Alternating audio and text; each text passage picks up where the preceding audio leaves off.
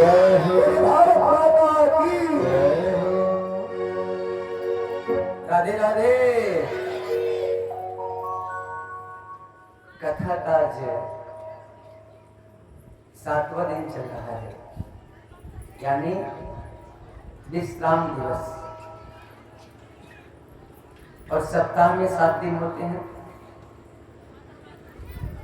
मैंने कथा आरंभ की थी शनिवार को। उस दिन हम शनि ग्रह की पूजा करेंगे, शनि देव की पूजा करेंगे, तो मांस मदिरा का सेवन नहीं करेंगे, झूठ नहीं बोलेंगे। रविवार को भगवान सूर्य की पूजा करेंगे, तो उस दिन भी गलत काम नहीं करेंगे। सोमवार को भोले बाबा को मनाएंगे, छने रुष्टा छने तुष्टा, रुष्टा तुष्टा छने छने। अधिक दौलत चाहिए तो भोले बाबा का शिष्य बन जाओ।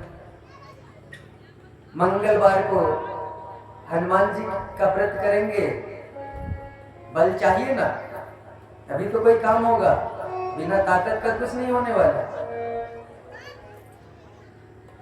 यदि शरीर में ताकत रहेगा तो आपकी बुद्धि मजबूत रहेगी, पढ़ने में मन लगेगा, लक्ष्य निश्चित मिल जाएगा।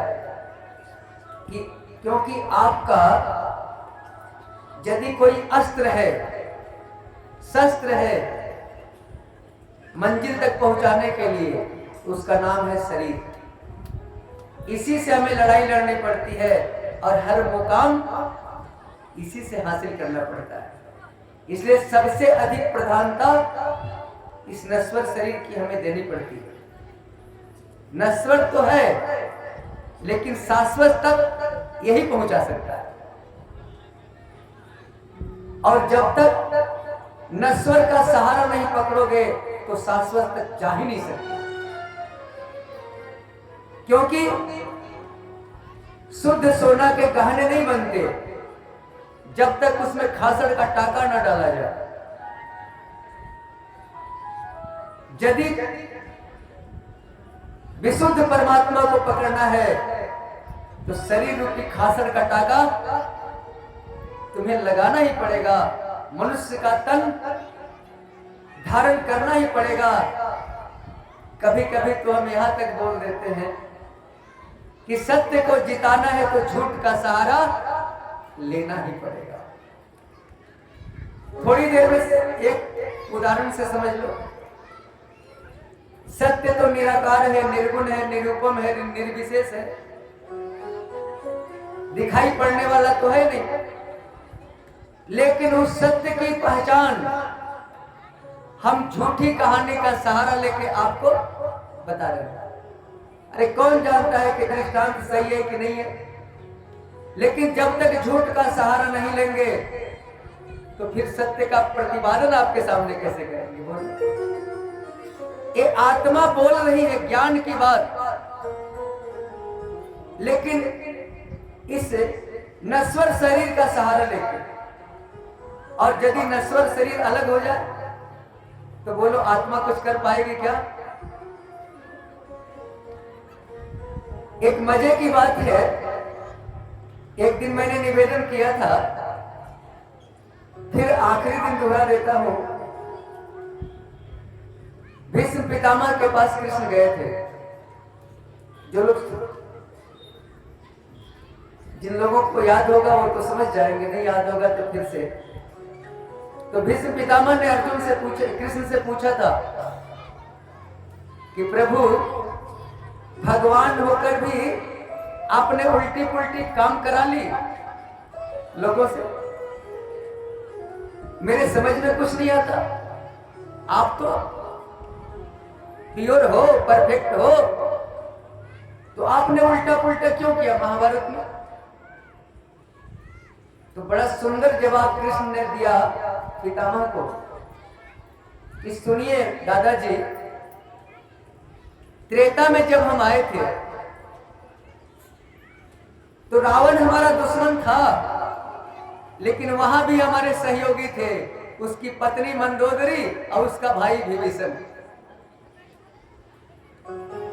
तो सत्य पर चल के हमने जीत हासिल कर ली रावण पर। हमारा सत्य लंका में भी रावण पर भारी पड़ा।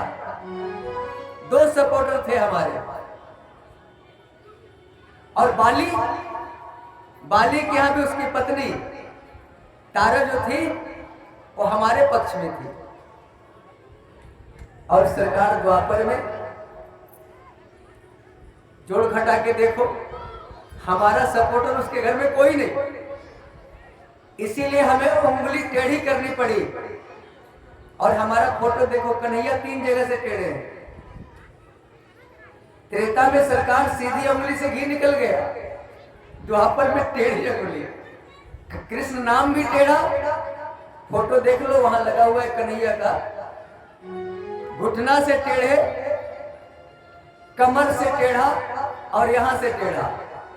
टेढ़ा को कहा जाता है बाके, इसीलिए वृंदावन में एक मंदिर है बाके बिहारी का। बोलो कृष्ण कन्हैया लाल की। बाके मतलब टेढ़ा।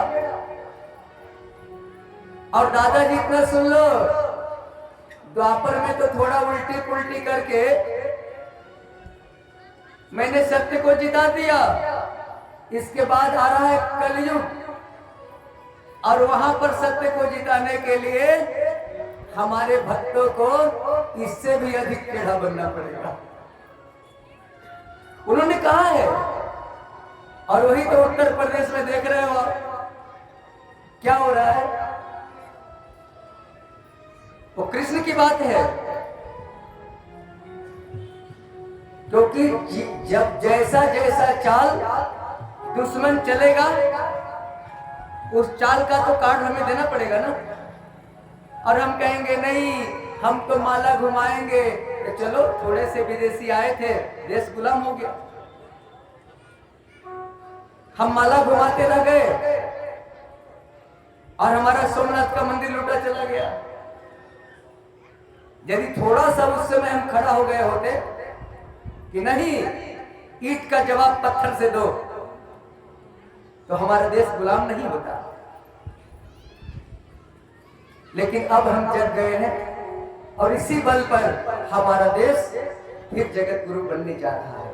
किसी की चाल अब सफल नहीं होगी, क्योंकि संतों की भविष्यवाणी है कि निर्णय की घड़ी चल रही है।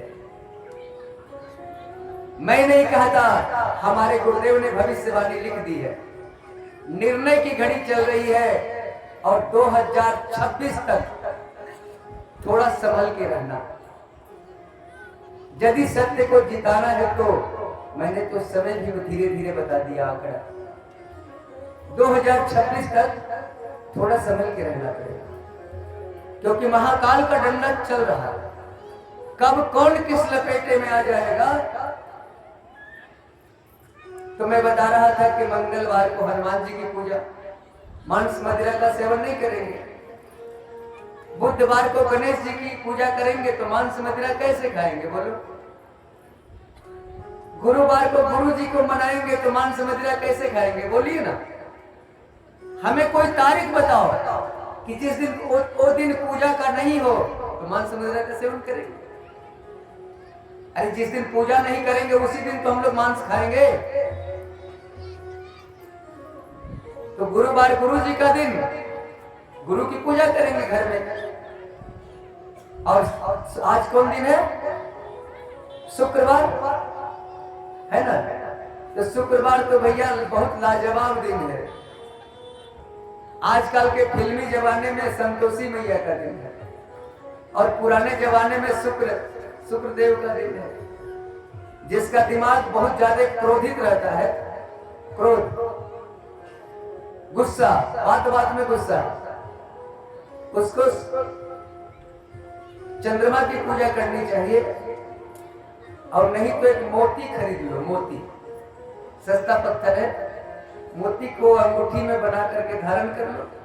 हालांकि हम पत्थर पर विश्वास नहीं करते, हमारे लिए हमारा मोती, हीरा, पन्ना सब हमारा परमात्मा है, इसीलिए हाथ में कोई पत्थर नहीं। सारे ग्रह को भगवान के नाम से शांत किया जा सकता है। लेकिन यदि आपको भगवान पर पूरा भरोसा नहीं है, पूरा भरोसा हो गया, तब तो किसी ज्योतिषी और तांत्रिक के पास नहीं जाना पड़ेगा। और यदि पूरा भरोसा नहीं है तो एक मोती खरीद लो, शुक्रवार है, क्रोध थोड़ा ठंडा रहेगा।